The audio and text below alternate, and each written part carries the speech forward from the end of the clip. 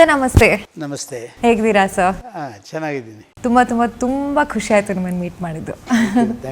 ನಾನು ನಿಮ್ಮನ್ನು ಇಂಟರ್ವ್ಯೂ ಮಾಡ್ತೀನಿ ಅಂತ ಕನಸಲ್ಲೂ ಅಂದ್ಕೊಂಡಿರಲಿಲ್ಲ, ಬಟ್ ಇವತ್ತು ನನಗೆ ಆಪರ್ಚುನಿಟಿ ಸಿಕ್ತು ನಿಮ್ಮ ಜೊತೆ ಮಾತಾಡೋಕ್ಕೆ. ಹೆಸರಲ್ಲಿ ಆನಂದ ಇದೆ, ಸದಾನಂದ ಗೌಡ್ರು. ಏನು ಸರ್ ನಿಮ್ಮ ಸೀಕ್ರೆಟು ಈ ನಗುಗೆ, ಈ ಸ್ಮೈಲ್ಗೆ? ಗೊತ್ತಿಲ್ಲಪ್ಪ, ಎಲ್ಲ ನಮ್ಮ ತಂದೆ ತಾಯಿಗಳು ಅವರ ರಕ್ತದಿಂದ ಬಂದ ಆ ಒಂದು ನಡೆ ಅದು ಮುಂದೆ ಹೋಗ್ತಾ ಇದೆ ಅಂತ ನನಗೆ ಅನಿಸಿದೆ. ಮತ್ತು ನನಗೆ ಸಿಕ್ಕಿದಂಥ ಜವಾಬ್ದಾರಿ ಆ ರೀತಿ ಇರುವಂಥದ್ದು.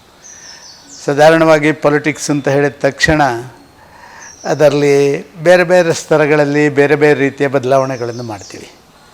ಅದನ್ನು ನನಗೆ ಅನಿಸಿದ್ದು, ಒಬ್ಬ ರಾಜಕಾರಣಿ ಆದಮೇಲೆ ನನ್ನಲ್ಲಿ ನೂರಾರು ಜನ ಸಮಸ್ಯೆಗಳನ್ನು ಹಿಡ್ಕೊಂಡು ಬರ್ತಾರೆ. ಅವರ ಟೆನ್ಷನು, ಅವರ ಸಮಸ್ಯೆಗಳಿಗೆ ನಾವು ಕೂಡ ನಮ್ಮ ಉಗ್ರ ರೂಪದಿಂದ ಉತ್ತರ ಕೊಡೋದರ ಬದಲು ಒಂದು ಸೌಮ್ಯ ರೂಪದಿಂದ ಉತ್ತರ ಕೊಟ್ಟು ಅವರಿಗೆ ಒಂದು ನಗೆ ಕೊಟ್ಟರೆ ಅವರಿಗೆ ಒಂದಷ್ಟು ಮನಸ್ಸಿಗೆ ಶಾಂತಿ, ನೆಮ್ಮದಿ ಸಿಗುತ್ತೆ. ಅವರ ಕೆಲಸ ಆಗುತ್ತೋ ಬಿಡುತ್ತೋ ಅದು ಬೇರೆ ಪ್ರಶ್ನೆ. ಚೆನ್ನಾಗಿ ಮಾತಾಡಿಸಿದರು, ನಗುತ್ತಾ ಮಾತಾಡಿಸಿದರು ಅಂತ ಹೇಳುವಂಥ ಆ ಭಾವನೆ ಬರುತ್ತೆ. ಆ ರೀತಿಯ ನಡೆ ಈಗ ರೆಗ್ಯುಲರ್ ನಗುನಾಗಿ ಪರಿವರ್ತನೆ ಆಗಿದೆ ಅಂತ ಭಾವಿಸ್ತಾ ಇದ್ದೆ. ಆ್ಯಕ್ಚುಲಿ ನಿಮ್ಮ ಹತ್ರ ಮಾತಾಡ್ತಿರ್ಬೇಕಾದ್ರೆ ನನಗೆ ಅನ್ಸೋದು ನಿಮ್ಮ ವ್ಯಕ್ತಿತ್ವ, ನೀವು ತುಂಬ ಕೈಂಡ್ ಹಾರ್ಟೆಡ್ ಪರ್ಸನ್ ಅಂತ. ಸೊ ತುಂಬ ಜನ ನಿಮ್ಮ ಹತ್ರ ಬಂದು ಸಮಸ್ಯೆಗಳು ಹೇಳ್ಕೊಂಡಾಗ ಇದು ಮಾಡಿದಾಗ ಯೂಶ್ವಲಿ ತುಂಬ ಕಂಪ್ಯಾಷನೇಟ್ ಆಗಿರೋರು, ತುಂಬ ಪ್ರೀತಿ ವಿಶ್ವಾಸದಿಂದ ಇರೋರು, ಅದು ನಿಮಗೆ ತುಂಬ ಹೃದಯಕ್ಕೆ ತಟ್ಟತ್ತೆ, ನೀವು ಡಿಸ್ಟರ್ಬ್ ಆಗ್ತೀರಾ. ಸೊ ಅದೆಲ್ಲ ಮೀರಿ ನಗುಮುಖ ಇಟ್ಕೊಂಡಿದ್ದೀರಲ್ಲ.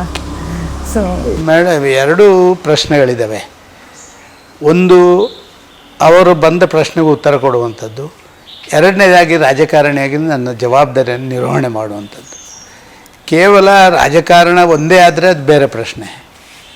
ನಾವು ಕೂಡ ಬಂದಂಥ ಸ್ಥಾನಮಾನಗಳು ಆ ರೀತಿ ಭಾರಿ ಕೆಳಗಿನ ಹಂತದಿಂದ ಬಂದ ಕಾರಣ ಒಂದು ರೀತಿ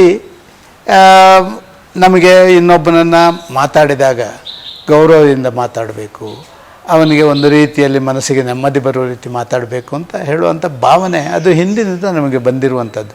ಅದೇ ಮುಂದುವರಿತಾ ಇದೆ ಅಷ್ಟೇ, ಬೇರೇನು ವಿಶೇಷಗಳ ಅದರಲ್ಲಿ ವಿಶೇಷತೆ ಏನೂ ಇಲ್ಲ. ಅಂದರೆ ಹೆಚ್ಚಾಗಿ ಏನಾಗಿದೆ, ನಾವು ರಾಜಕಾರಣದಲ್ಲಿ ದೊಡ್ಡ ದೊಡ್ಡ ನಾಯಕರನ್ನು ಕಂಡಿದ್ದೇವೆ. ದೇವೇಗೌಡರು ಇರ್ಬೋದು, ಯಡಿಯೂರಪ್ಪರು ಇರ್ಬೋದು, ಸಿದ್ದರಾಮಯ್ಯರು ಇರ್ಬೋದು. ಇವರೆಲ್ಲ ನಗು ಕಡಿಮೆ ಆದ ಕಾರಣ ನನ್ನ ನಗು ಸ್ವಲ್ಪ ಜಾಸ್ತಿ ಅಂತ ಎಲ್ಲರೂ ತಿಳ್ಕೊಳ್ತಾರೆ ಅಷ್ಟೇ. Well shed sir. ಸೊ ಇವಾಗ ತಂದೆ ತಾಯಿ ಬಗ್ಗೆ ಮಾತಾಡ್ತಾ ಇದ್ರಿ. ಸೊ ಅವ್ರನ್ನ ಎನ್ಸ್ಕೊಂಡು ಏನು ಹೇಳ್ತೀರಾ ನಿಮ್ಮ ಪರಿವಾರದ ಬಗ್ಗೆ, ತಂದೆ ತಾಯಿ, ನಿಮ್ಮ ಇನ್ಸ್ಪಿರೇಷನ್ನು? ಪ್ರಾಯಶಃ ಒಂದು ರೀತಿಯಲ್ಲಿ ಬಡತನದಲ್ಲಿದ್ದಂಥ ನಾವು ಈ ಹಂತಕ್ಕೆಲ್ಲ ಏರ್ತೇವೆ ಅಂತ ಹೇಳುವಂಥ ಯಾರು ತಿಳ್ಕೊಳ್ಳಿಲ್ಲ. ಇದು ಅವರ ಆ ಒಂದು ನಮಗೆ ಯಾವುದು ಸಿಕ್ಕಲಿಕ್ಕೆ ಸಾಧ್ಯ ಅಲ್ಲವೋ ಅಂಥ ವಿದ್ಯೆಯನ್ನು ನನ್ನ ತಂದೆ ತಾಯಿಗಳು ನಮಗೆ ಕೊಡಿಸಿದ ಕಾರಣ ಅದು ಈ ರೀತಿಯಾಗಿ ರಾಜಕಾರಣಕ್ಕೆ ಒಂದು ಪರಿವರ್ತನೆ ಆಗಿದೆ. ಬೇರೆ ಬೇರೆ ಕಾರಣಗಳಿರ್ಬೋದು, ಆದರೆ ನನ್ನ ತಂದೆ ತಾಯಿಗಳ ಕಷ್ಟದ ಜೀವನ ಮತ್ತು ಅವರಲ್ಲಿ ನನ್ನ ಮಗ ಮುಂದೆ ಏನಾದ್ರು ಒಂದು ಆಗಬೇಕು, ರಾಜಕಾರಣಿ ಅಂತಲ್ಲ, ಅವನು ಸ್ವಂತ ಕಾಲಲ್ಲಿ ಒಂದು ಸಮಾಜದಲ್ಲಿ ಗೌರವ ನಿಲ್ಲುವಂಥ ವೇದಿಕೆಗೆ ಹೋಗಬೇಕು ಅಂತ ಹೇಳುವಂಥ ಅವರ ಭಾವನೆಗಳು ಪ್ರಾಯಶಃ ಅದು ಇವತ್ತು ನನ್ನನ್ನು ಈ ಎತ್ತರಕ್ಕೆ ಬೆಳೆಸಿದೆ ಅಂತ ನಾನು ತಿಳ್ಕೊಂಡಿದ್ದೇನೆ. ಅವರ ಆಶೀರ್ವಾದ ಸದಾ ಖಂಡಿತ ಯಾವಾಗಲೂ ಇದೆ. ಹುಟ್ಟೂರು ಬಗ್ಗೆ ಏನು ಹೇಳ್ತೀರಾ ಸರ್ ನೀವು? ಹುಟ್ಟೂರು ಬಗ್ಗೆ ಅದೊಂದು ಅದ್ಭುತ ಊರು. ನಾನು ಖಂಡಿತವಾಗಿ ಅದರ ಬಗ್ಗೆ ನನ್ನ ಹುಟ್ಟೂರು ಅಂತ ಹೇಳ್ತಾ ಇಲ್ಲ. ನನ್ನ ಹುಟ್ಟೂರು ಒಂದು ಕಡೆ ಪಯಶ್ವಿನಿ ನದಿ, ಚಂದ್ರಗಿರಿ ನದಿ ಹರಿಯುತ್ತದೆ ಮನೆ ಪಕ್ಕದಲ್ಲಿ, ಇನ್ನೊಂದು ಕಡೆಯಿಂದ ದಟ್ಟ ಅರಣ್ಯ, ರಿಸರ್ವ್ ಫಾರೆಸ್ಟು. ಇದರ ಮಧ್ಯದಲ್ಲಿ ಕರ್ನಾಟಕದಿಂದ ಕೇರಳಕ್ಕೆ ಅಂದರೆ ಕಾಸರಗೋಡಿಗೆ ಹೋಗುವಂಥ ರಸ್ತೆ, ರಾಜ ರಸ್ತೆ ಇದೆ. ಇದರ ಪಕ್ಕದಲ್ಲಿರುವಂಥ ಆ ಒಂದು ಅತ್ಯಂತ ಒಳ್ಳೆಯ ವಾತಾವರಣ ಇರುವಂಥ ಒಂದು ಭಾಗ. ಅಲ್ಲಿ ಹೋಗಿಬಿಟ್ರೆ ಮನಸ್ಸಿಗೆ ನೆಮ್ಮದಿ, ಶಾಂತಿ. ಒಂದು ರೀತಿ ಅಲ್ಲಿ ಇರುವಂಥ ನನ್ನ ಕುಟುಂಬದವರು ಸುಮಾರು 150 ಮನೆಗಳು ನಮ್ಮ ಕುಟುಂಬದ ಮನೆಗಳಿದ್ದಾವೆ. ಅವರೆಲ್ಲ ಪ್ರೀತಿಯ ಆ ಒಂದು ವಿಶ್ವಾಸದ ಮಾತುಗಳು ಮತ್ತು ಅವರ ಒಳ್ಳೆಯ ನನ್ನ ಬಗ್ಗೆ ಇರುವಂಥ ಅವರ ಮನಸ್ಸಿನ ಭಾವನೆಗಳು, ಇದೆಲ್ಲವೂ ನನಗೆ ಒಂದು ರೀತಿಯಲ್ಲಿ ಅಲ್ಲಿ ಹೋದರೆ ಸಾಕು, ಅದೊಂದು ವಿಶೇಷ ಸ್ಥಳಕ್ಕೆ ಹೋದಂಗೆ ಆಗುತ್ತೆ. ಅದೇ ಹುಟ್ಟೂರಾದರೂ ಕೂಡ ಹುಟ್ಟೂರಿನ ನಂತರ ಬಂದಂಥ ಆ ಹೊರಗಿನ ಪ್ರದೇಶವನ್ನು ನಾನು ಕಂಪೇರ್ ಮಾಡಿದರೆ ಸಾವಿರ ಪಾಲು ಬೆಟ್ರು. ಒಂದು ಅತ್ಯಂತ ಪವಿತ್ರ ಸ್ಥಳ ಅಂತ ನಾನು ಭಾವಿಸ್ತೀನಿ.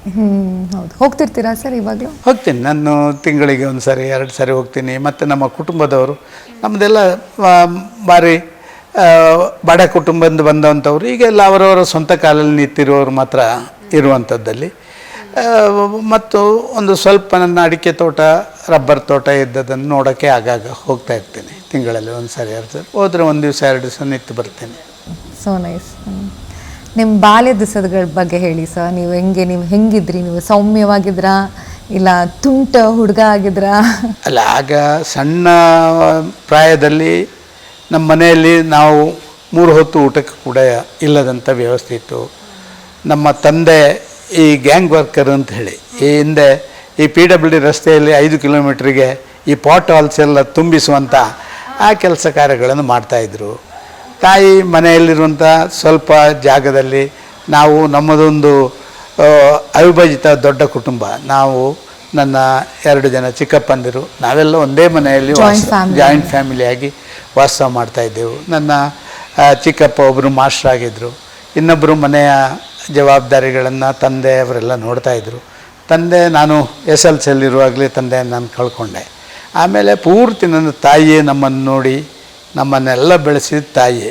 ಆಮೇಲೆ ನಮ್ಮ ಮನೆ ವಿಭಜನೆ ಆದಮೇಲೆ 3 ಜನ, 2 ತಮ್ಮಂದಿರು ಅಂದರೆ ಚಿಕ್ಕಪ್ಪಂದಿರು ಮತ್ತು ತಾಯಿ ಬೇರೆ ಆದ, ತಾಯಿ ಒಬ್ಬರೇ ನಿಂತ್ಕೊಂಡು ನನ್ನ ಅಣ್ಣನನ್ನು, ನನ್ನನ್ನು, ನನ್ನ 2 ತಮ್ಮಂದಿರನ್ನು, ಒಬ್ಬರು ಅಕ್ಕ, ಒಬ್ಬರು ತಂಗಿಯನ್ನು, 6 ಜನ ಎಲ್ಲರನ್ನು ನೋಡಿಕೊಂಡು ಭಾರಿ ಕಡಿಮೆ ಆದಾಯದಲ್ಲಿ ನಮ್ಮನ್ನೆಲ್ಲ ಬೆಳೆಸುವಂಥ ಕೆಲಸ ಕಾರ್ಯಗಳನ್ನು ಮಾಡಿದರು.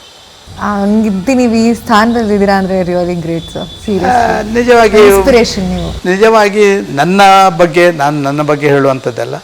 ನನಗೆ ಅನ್ನಿಸಿದೆ, ಯಾವುದೋ ಒಂದು ಪೂರ್ವಜನ್ಮದ ಪುಣ್ಯ, ನನ್ನ ತಂದೆ ತಾಯಿಗಳು ಮಾಡಿದಂಥ ಒಳ್ಳೆಯ ಕೆಲಸ ಅದು ಶ್ರೀರಕ್ಷೆಯಾಗಿ ನಮ್ಮನ್ನು ಬೆಳೆಸಿದೆ, ಇಷ್ಟೇ ಥರ.